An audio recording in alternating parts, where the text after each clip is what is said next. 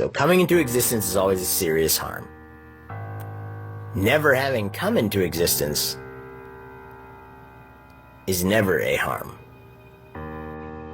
It's irrefutable, unless you're going to try to defend it with some sort of dishonest rhetoric like, God hath told me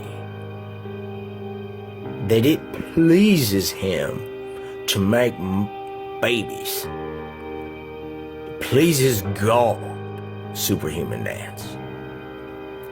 God is pleased by reproducing. Unless you're gonna use some fuck-tarded, dishonest rhetoric like that, then there's no fucking reason at all, and you're just a snap at it. Okay, if you're a woman watching this or something, and you've wanted to have children since the day you were born, or since the day you saw the first baby, think back to that, right? The intoxication that you felt when you smelled it, okay? Because that's what it is. It's an addiction. You see it from the time it's a passed on trait too. It's like this little matriarchy system for women. They see this baby being held by this other woman, and they want to hold the baby so bad. They're like, I want to take care of it. I want to mimic what you're doing with it. And that's what they do.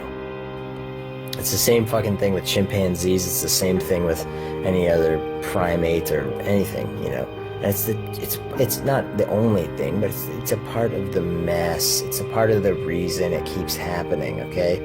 And I almost forgot to cover this.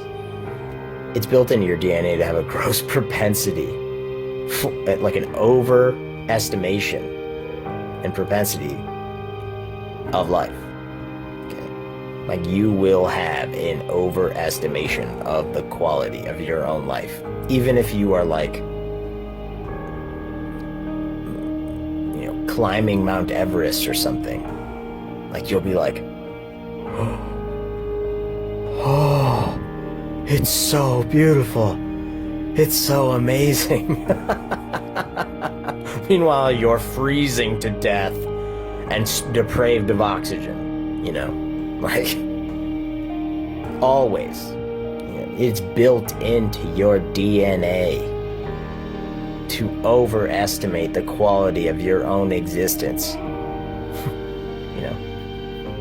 And it's just a difference between understanding that is true and understanding that it's a serious harm to bring more people into existence, because not everybody's going to be able to die on Mount Everest, halfway up Mount Everest, okay? A lot of people, 30,000 kids will die today under the age of 5 from just starvation.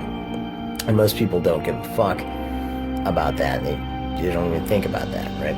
But that's happening every single day. And there's people replicating themselves so that can happen to their kids. And that happened to 3 of their other kids. But they're still doing it because they have an addiction to fucking reproducing. It's insanity, okay?